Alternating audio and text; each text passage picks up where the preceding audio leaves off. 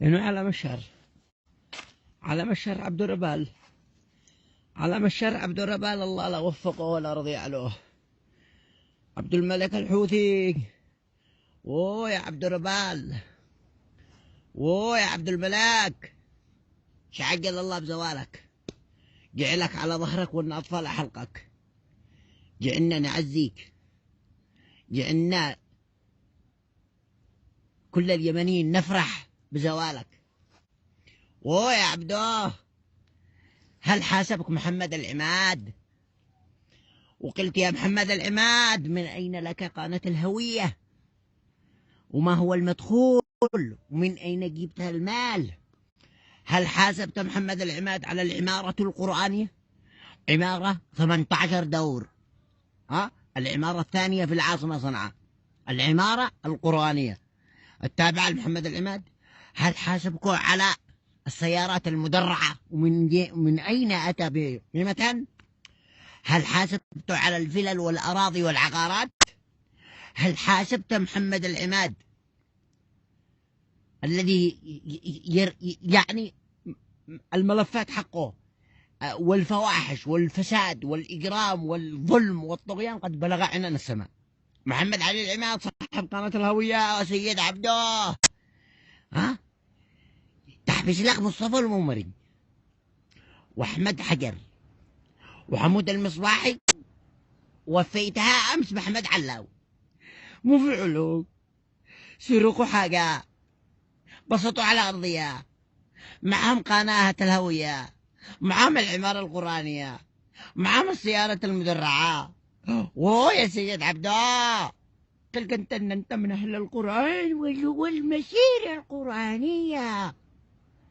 يا سيد عبده، أخي مختار أبو جبريل، مختار العذري أبو جبريل، وأخي إبراهيم أبو الحق العذري، إبراهيم العذري، مختطفين في السجن في إب، يا في عند أبو علي الكحلاني، يا عند أبو هاشم علي حسن عبد الله الضحياني. الله، واحد من حقق الفتالين أو القوادين اعتقلهم.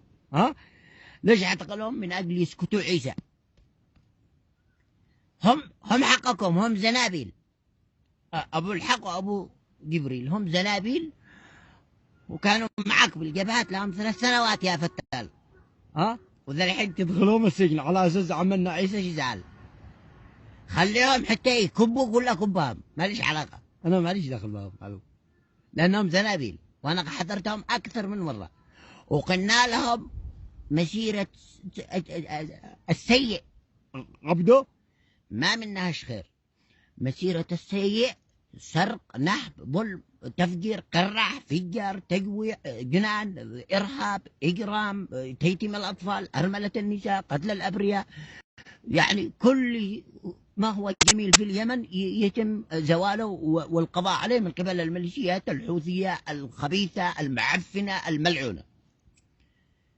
سيد عبده، مو في علبك أحمد علاو، مو في علبك، دقدق عليك البيت، سرق عليك الأرضية، شل قناة الهوية، مو في علبك مصطفى الممري، مو في علبك حمود المصباحي، مو في علبك أحمد حجار. يا سيد عبده، يا سيد عبده، شوف أنا شدي لكم الجنان يا كم من فتال، يا كم من قواد، يا من أسأتم من الله ورسوله باسم القرآن.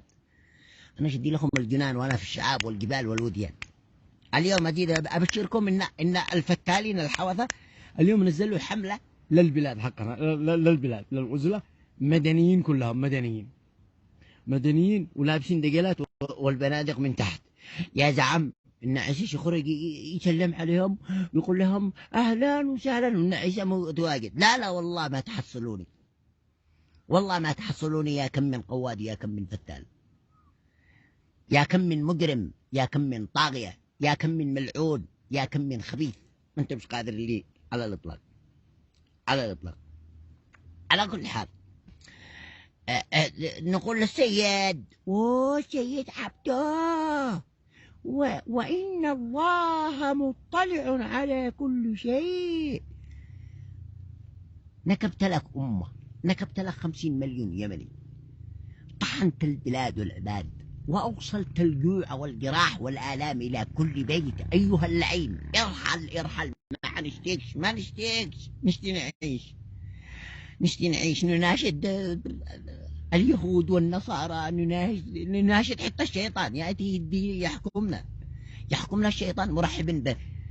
الشيطان لو شدي لي راتب، لو شدي لي آخر الشهر راتب، شدي لي الماء، شدي لي الكهرباء، شو قد لي الأمن، شو قد لي الاستقرار، شو قد لي البنية التحتية، شو فعل لي الطرقات والقصور والجامعات، ويحقق لي السلام والأمن والأمان. نتعايش كيمنيين، خلقنا الله نعيش. الله يقول في القرآن: يا أيها الذين آمنوا ادخلوا في السلم كافة. يا أيها الذين آمنوا، اجنحوا للسلم كافة. يا أيها الذين آمنوا اجنحوا للسلم كافة. يا أيها الذين آمنوا ادخلوا بالسلم كافة. لم انت مشروعك كله قراح، مشروعك كله تفجير، مشروعك كله خراب، دمار، تيتيم أطفال، أرملة النساء، قتل الأبرياء، تدمير كل شيء جميل في اليمن. ليش؟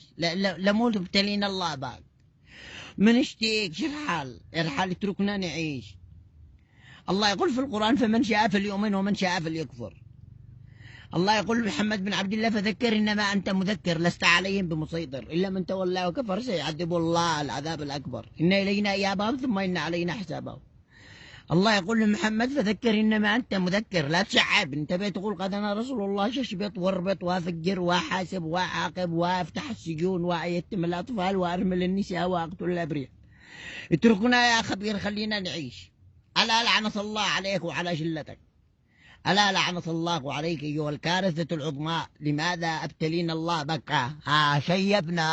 شيبنا بيضا شعر جحري منك ومن مسيرتك الخبيثة الملعونة. اتق الله، اتركنا يا أخي نعيش، خلينا نعيش، اتركنا نعيش. خوفت لك أهل البلاد والله أهل البلاد إنهم يتصلوا بي يقولوا لي: يا خبير أمانة، أرحبون الحوضة، يدخلوا لا داخل البيوت، يفتشوا غرف النوم، يدخلوا حتى الحمامات، يدوروا عيسى. وانا ذا افعل لهم بث مباشر الفتالين القوالين هؤلاء، اقول لهم: يا ميليشيات الفتال عبد الملك الحوثي، هذا انا افعل لكم بث مباشر، ما هلش بالبيوت. اتركوا بيوت الناس، اتركوا البلاد واهلها يعيشوا. ما انا في بلادي، والله ما انا في بلادي، انا في اماكن اخرى. أنا أي مديرية أذهب إليها أسير يستقبلوني بالأحضان، لأننا ثائر ضد مسيرتكم المعفنة، مسيرتكم التدميرية، مسيرتكم التي أوصلت الآلام والجوع والجراح إلى كل بيت يمني. مسيرتكم مسيرة مقابر وسجون وعبث وقتل ودمار وتخريب وتشريد. ألا لعنة الله عليكم وعلى مسيرتكم. هيا مصطفى المومري مفعل باك، أحمد علا وأحمد حجر وحمود المصباحي مفعلوا باك، وسيد عبده، حاسب محمد العماد الفتال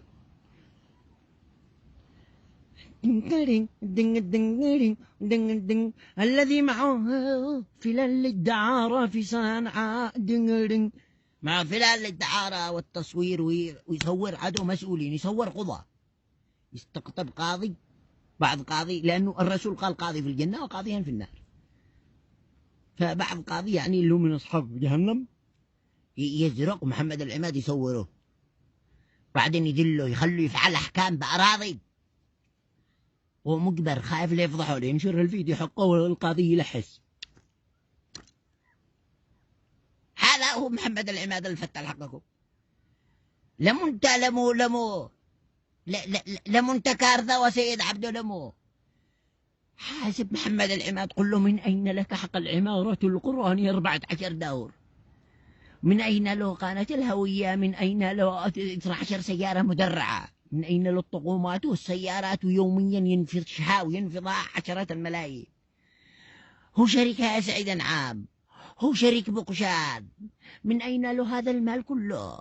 ويا سيد عبده جعلك على ظهرك والناطفة حلقك، الله يعجل بزوالك.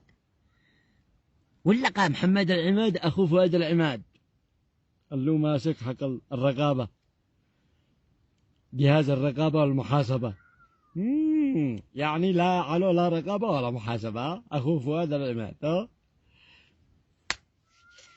على كل حال أنا أتضامن مع أحمد علاو، مصطفى المومري، أحمد حجر، حمود المصباحي، ومع الزنابي الحقي.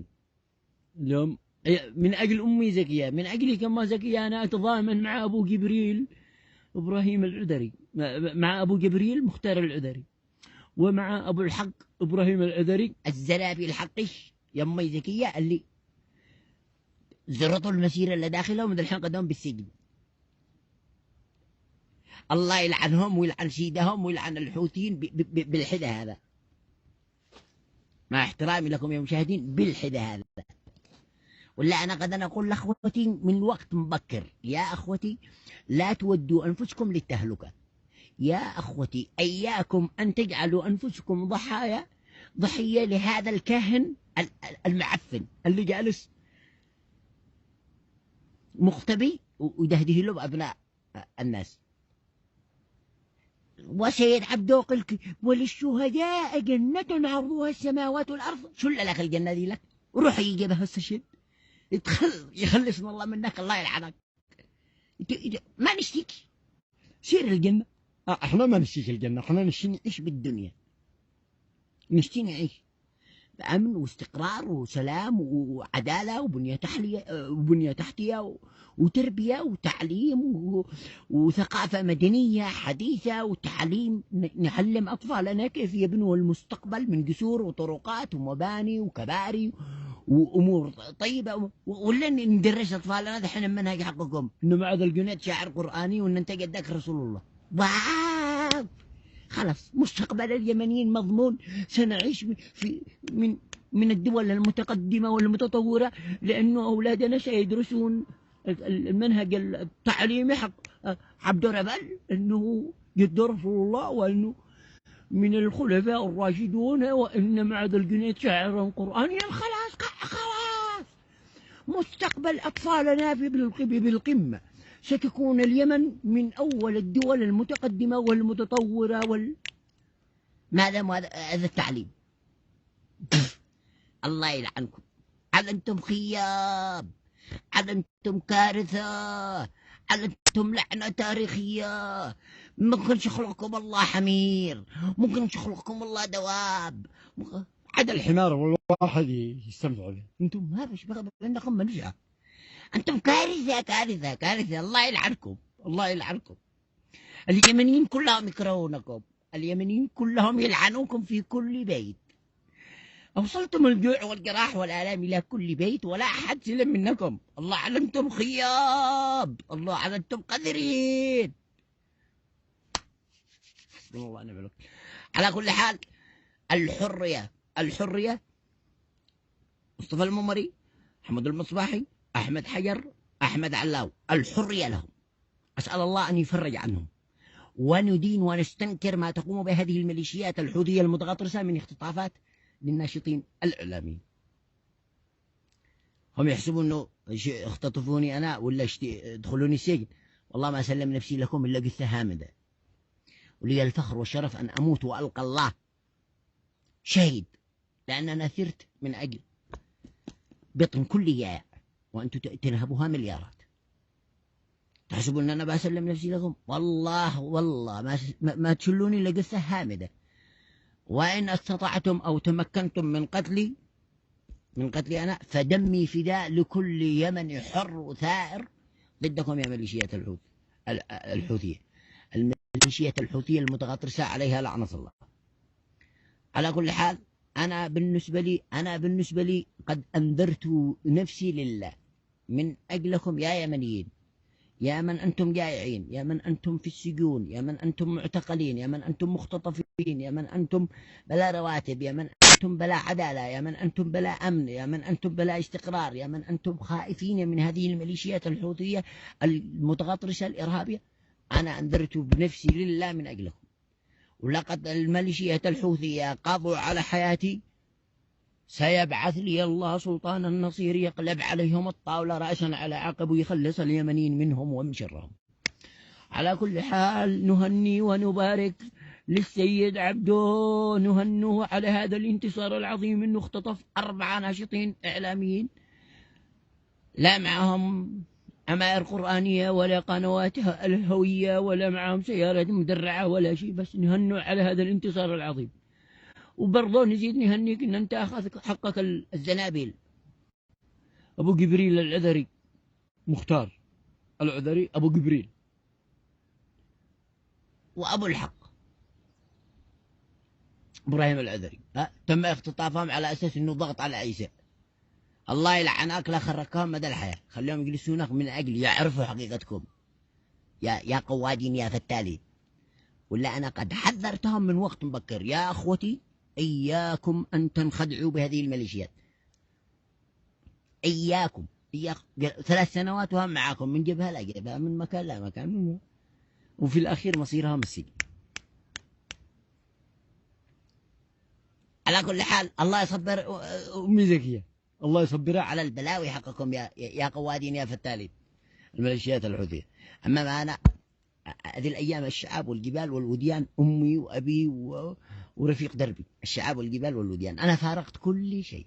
انا هذا الحين كانه عاد الله خلقني، هذا انا جالس يكفيني حاجه واحده، ان التاريخ بيخلد عيسى العذري الزبيري 2022، عيسى العذري الزبيري 22. سرت من اجل كرامتنا، من اجل عزتنا، من اجل رواتبنا، من اجل سرت اعلاميا. انا ما بيش معي لا سلاح، انا هذيني عصا موسى، عصا موسى بل عن والدكم به، عصا موسى باتسقط حنشان فرعون، عصا موسى بل عن والدكم، يا كم من حوثي يا كم من قدر عليكم لعنة الله، وصلتم الجوع والجراح والآلام إلى كل بيت. استودعكم الذي لا يضيع ودائعه. I love you مع الله مع الله مع الله مع الله. والله لدي لكم الجنان، والله لا قيم عليكم اللي بالمقابر، اللي قد دفنتوهم في مقابركم يا ميليشيات الحوثية، والله لا قيمهم عليكم، والله مش إلا الأحياء اللي عندهم بعقولهم وعادهم يفهموا أين الحق من الباطل، واليمنيين عارفين كلهم إن أنتم على باطل، وأنه ليس لكم مشروع إلا المقابر والسجون. تحية إلى كل الأحرار اليمنيين، السلام عليكم ورحمة الله وبركاته.